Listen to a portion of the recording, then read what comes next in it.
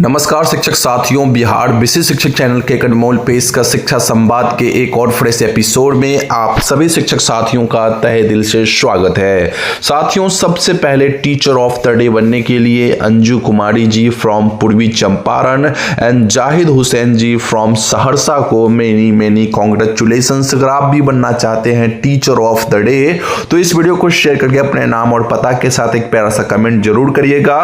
खबरों की सिलसिला स्टार्ट करते हैं साथियों। तो पहली बड़ी अपडेट जो निकल के आ रही है, बिहार में शिक्षक भर्ती में हुआ फर्जीवाड़ा। जी हां शिक्षक साथियों, बिहार में शिक्षक भर्ती में बड़े पैमाने पर फर्जीवाड़ा उजागर हुआ है। निगरानी अन्वेषण ब्यूरो ने अब तक 1681 से अधिक मामले दर्ज कर 2886 फर्जी शिक्षकों को नामजद किया है। यह जांच पटना उच्च न्यायालय के आदेश पर वर्ष 2006 से 2015 तक नियुक्त शिक्षकों के प्रमाण पत्रों के सत्यापन के तहत जारी की गई है। अब तक 6.45 लाख से अधिक प्रमाण पत्रों का सत्यापन पूरा हो चुका है। विभाग ने बताया कि सभी दोषियों की गिरफ्तारी की तैयारी जारी है और किसी को भी बख्शा नहीं जाएगा। साथियों, मैं आपको बता दूं कि इनमें वैसे शिक्षक शामिल है जो कि नियोजित है और साथ ही साथ जो नियोजित से कहीं ना कहीं विशिष्ट भी बन चुके हैं, तो वो सारे के सारे शिक्षक इसमें शामिल हो सकते हैं।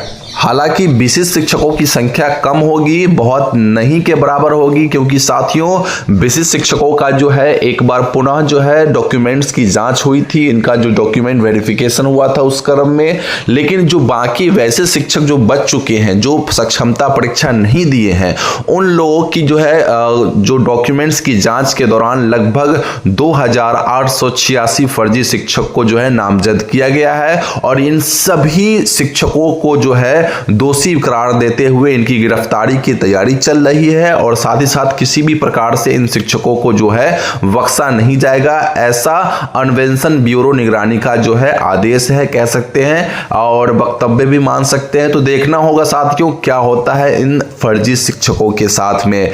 खैर साथियों, बढ़ेंगे हम नेक्स्ट अपडेट की ओर। उससे पहले आप सभी शिक्षक साथी से रिक्वेस्ट होगा कि अगर आप हमारे चैनल पे फर्स्ट टाइम विजिट कर रहे होंगे, जुड़ रहे होंगे, तो आप हमारे चैनल को सब्सक्राइब करके बेल आइकन जरूर से प्रेस करिएगा। नेक्स्ट खबर की रुख करते हैं साथियों। तो स्कूलों में अब चेहरे से बनेगी हाजिरी, फर्जीवाड़े पर लगेगा रोक। जी हां साथियों, बिहार के 76,000 सरकारी स्कूलों में अब विद्यार्थियों की उपस्थिति चेहरे की पहचान आधारित तकनीक यानी फेस रिकॉग्नाइजेशन सिस्टम से दर्ज की जाएगी। इसी के साथ साथियों मैं आपको बताना चाहूंगा कि पहले यह प्रयोग 5 जिलों के कुछ स्कूलों में किया गया था, जिसमें शिक्षा विभाग को सफलता मिली और इस सफलता के बाद इसे पूरे राज्य भर में लागू करने की तैयारी शुरू हो गई है। साथियों, आपको पता होगा कि हर एक विद्यालय में 2 या 3 जो है टैबलेट दिए गए हैं। अब टैबलेट के माध्यम से इन बच्चों की हाजिरी बनेगी,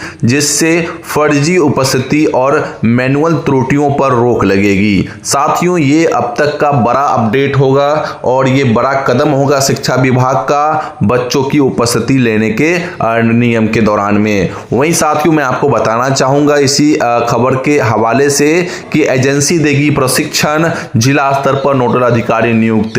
जी हां साथियों, बिहार शिक्षा परियोजना परिषद के राज्य परियोजना निदेशक मयंक वरवरे ने सभी डीईओ और डीपीओ को निर्देश दिया है कि इस व्यवस्था के लिए चयनित एजेंसी जिला स्तर पर प्रशिक्षण देगी। टैबलेट में आवश्यक एप्लीकेशन डाउनलोड कर नोडल अधिकारी और अनुश्रवण टीम नियुक्त की जाएगी, ताकि तकनीक के माध्यम से उपस्थिति प्रणाली को प्रभावी ढंग से लागू किया जा सके। तो साथियों, जैसे ही छुट्टी खत्म होती है इस पे कई सारी नई अपडेट देखने को मिल जाएगी। तो आप जो है नेक्स्ट मंथ यानी नवंबर से तैयार रहिएगा। इस पे जुड़ा हुआ जो भी अपडेट्स मैं आपको दूंगा उससे रिगार्डिंग जो जानकारी आपको मिलेगी, प्राप्त होगी, उसके अकॉर्डिंग आपको काम करनी है।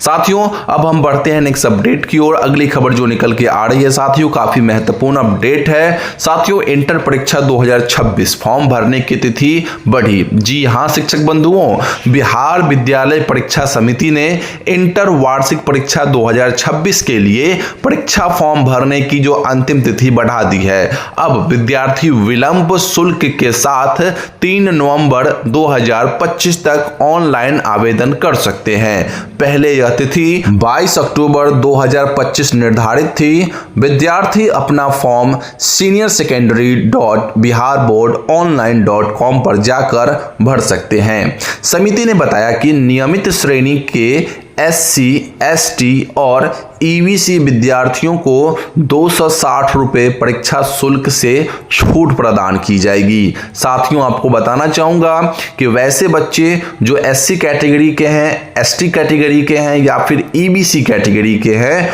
उन्हें नियमित जो शुल्क है उससे 260 रुपये छूट प्रदान की जाएगी। साथियों, इस बात को ध्यान रखिएगा, आप अपने स्कूल के बच्चों को 3 नवंबर तक ये अंतिम मौका होगा, विलंब शुल्क के साथ फॉर्म फिलअप करवा दीजिएगा इंटर परीक्षा 2026 का, अन्यथा ये अंतिम मौका है, फिर आगे इन बच्चों को फिर मौका नहीं मिलेगा। तो साथियों, ये थी इंटर परीक्षा 2026 फॉर्म से जुड़ी हुई कुछ अपडेट। नेक्स्ट खबर की रुख करते हैं। उससे पहले अगर आप सभी खबरों को सबसे पहले पाना चाहते हैं तो आप हमारे व्हाट्सएप चैनल को ज्वाइन कर सकते हैं, जिसका लिंक वीडियो के डिस्क्रिप्शन बॉक्स में है। तो साथियों, नेक्स्ट खबर है, शिक्षा विभाग ने सभी कर्मचारियों का वेतन जारी करने का दिया आदेश। जी हां शिक्षक बंधुओं, शिक्षा विभाग के ACS डॉक्टर B राजेंद्र ने सभी DEO को निर्देश दिया है कि अक्टूबर माह तक का वेतन भुगतान हर हाल में सुनिश्चित किया जाए। इसके लिए विभाग ने मॉनिटरिंग के सख्त आदेश जारी किए हैं। जानकारी के अनुसार अब भी कई शिक्षकों और कर्मचारियों का वेतन लंबित है। 21 अक्टूबर की बैठक में यह बताया गया था कि जिन कर्मचारियों का वेतन अब तक नहीं मिला है उनकी जानकारी HRMS पोर्टल पर अपलोड और डाउनलोड कर ली गई है ताकि शीघ्र भुगतान की कार्रवाई की जा सके। तो साथियों, एक बार फिर से एक पत्र जारी हो चुका है शिक्षकों का वेतन भुगतान हेतु। लेकिन साथियों, आपको तो पता है कि बिहार के जितने भी अधिकारी है इस पत्र को कितने सिरे से लेगा। ये साथियों आज का चलन नहीं है, ये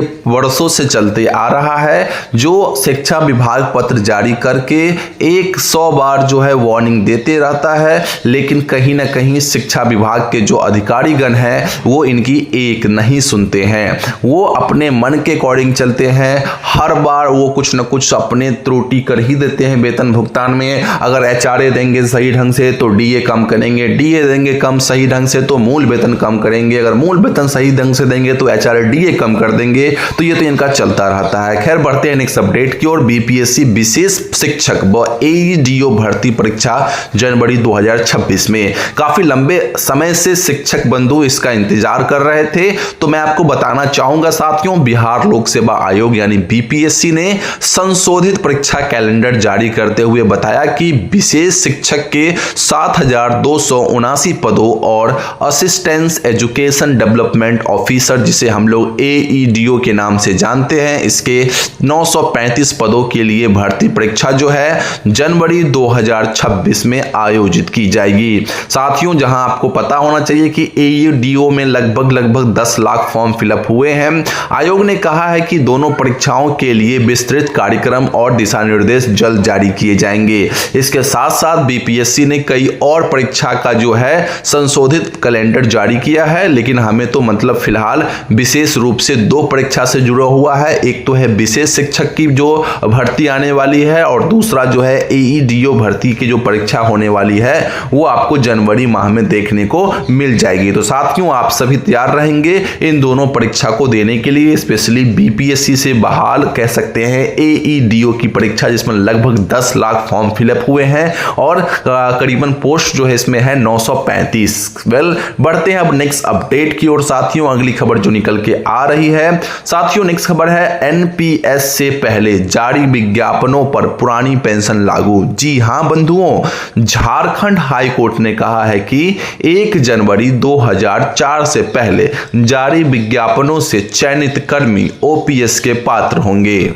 भले ही उनकी नियुक्ति एनपीएस लागू होने के बाद हो। मुख्य न्यायाधीश तरलोक सिंह चौहान और न्यायमूर्ति राजेश शंकर की पीठ ने आईएसएम धनबाद की अपील खारिज करते हुए कहा कि विज्ञापन के समय की सेवा शर्तें बाध्यकारी होती है और जब उसमें जीपीएफ सह पेंशन का उल्लेख था तो चयनित अभ्यर्थियों को ओपीएस का लाभ मिलना ही चाहिए। साथियों, सिंपल सी बात है कि 1 जनवरी 2004 को जो है एनपीएस लागू हुई थी, उससे पहले जितनी भी बहालियां हुई, ना केवल बहाली साथियों, अगर कोई सा भी नए बहाली का विज्ञापन भी जारी हुआ होगा तो उन नए जारी विज्ञापनों के आधार पर जो नियुक्तियां एनपीएस लागू होने के बाद भी हुई होगी तो उससे फर्क उस कर्मियों को नहीं पड़ेगा, उन सभी कर्मियों को ओपीएस ही मिलेगा। साथियों, ऐसा मानना है झारखंड हाई कोर्ट का। तो ये कहीं ना कहीं न्याय संगत बात है, होना भी चाहिए भाई। जब आपने विज्ञापन एनपीएस लागू होने से पहले कर दिया है तो ओपीएस का तो लाभ मिलना चाहिए, क्योंकि उसमें जीपीएफ सह पेंशन का उल्लेख भी था। ओके, तो अब हम बढ़ते हैं नेक्स्ट अपडेट की ओर। तो साथियों, नेक्स्ट खबर जो निकल के आ रही है, बकाया भुगतान को शिक्षकों से 30 तक मांगा आवेदन। जी हां साथियों, मुजफ्फरपुर जिला शिक्षा पदाधिकारी और जिला कार्यक्रम पदाधिकारी की बैठक के बाद सभी माध्यमिक और उच्च माध्यमिक स्कूलों के शिक्षकों से कहा गया कि बकाया वेतन भुगतान, अक्टूबर माह का वेतन और नवनियुक्त प्रधानाध्यापक के वेतन के लिए 30 अक्टूबर तक आवेदन जमा करें। आवेदन सभी कागजात और एचएम की अनुशंसा के साथ जिला कार्यालय में जमा करना होगा। डीओ ने आश्वासन दिया कि अक्टूबर का वेतन समय पर भुगतान किया जाएगा। इसके साथ ही साथ हो सकता है तो शिक्षकों का एरियर का भी भुगतान हो, अन्यथा एरियर की भुगतान अगले महीने के शुरुआती हफ्तों में कर दिया जाएगा। इस बात को आप ध्यान रखिएगा। ये बातें हैं मुजफ्फरपुर जिला की और शिक्षक है माध्यमिक और उच्च माध्यमिक स्कूलों के। वेल गाइस, इसमें इन सभी प्रकार के शिक्षकों का बकाया वेतन भुगतान होगा, अक्टूबर माह का वेतन होगा और साथ ही साथ नवनियुक्त हमारे जो प्रधानाध्यापक महोदय है, इन सभी का जो है 30 अक्टूबर तक आवेदन जमा करने का निर्देश दिया गया है। फिर इनके बाद इनकी जो समस्याओं को दूर किया जाएगा। साथियों, इसी के साथ हम बढ़ेंगे नेक्स्ट अपडेट की ओर और अगली खबर जो निकल के आ रही है साथियों, काफी महत्वपूर्ण अपडेट है, जानना आपको जरूरी है। साथियों, ये अपडेट है बिना रिक्ति स्थानांतरण होने से फंस गई शिक्षकों की तनख्वाह। जी हां साथियों, बिना रिक्ति के स्थानांतरण किए जाने के कारण कई हाई स्कूल और +2 स्कूलों के शिक्षक अपना वेतन नहीं पा रहे हैं। बुधवार को 100 से अधिक नाराज शिक्षक मुजफ्फरपुर स्थापना कार्यालय पहुंचे और आरोप लगाया कि वेतन भुगतान रोकने के पीछे डाटा एंट्री ऑपरेटरों द्वारा अवैध उगाही की कोशिश की जा रही है। शिक्षकों ने HRMS के माध्यम से एरियर सहित वेतन भुगतान, अवैध प्रतिनियुक्त कर्मचारियों की जांच और हटाने की मांग की। शिक्षा पदाधिकारी कुमार अरविंद सिन्हा ने कहा कि आरोपों की जांच कार्रवाई की जाएगी। इसके बाद अगर इसमें कोई संलिप्त व्यक्ति मिलता है तो उसके ऊपर सख्त कार्रवाई की जाएगी। तो साथियों, हमने आपको पूर्व के वीडियोस में भी बताया था, जब ये स्थानांतरण का खेल हो रहा था तो मैंने बताया था कि रिक्ति से अधिक शिक्षकों की जो है ट्रांसफर हो रहा है और ये आने वाले समय में एक बहुत बड़ा बाधा बन सकता है। और साथियों, आज आप देख सकते हैं मुजफ्फरपुर से ये अपडेट निकल के आ रही है कि वहां जो है बिना रिक्ति के स्थानांतरण होने से शिक्षकों की जो तनख्वाह फंस गई है, रुक गई है। खैर, बढ़ते हैं नेक्स्ट अपडेट की ओर। तो बिहार सरकार का आदेश, 23 अक्टूबर को कोषागार खुलेंगे। जी हां साथियों, तो बिहार सरकार के वित्त विभाग ने आदेश दिया है कि माह अक्टूबर 2025 के वेतन भुगतान के लिए 23 अक्टूबर 2025 यानी गुरुवार, यानी आज ही का दिन है साथियों। और आज के दिन को सभी कोषागार सामान्य कार्य दिवस की भांति खुले रहेंगे।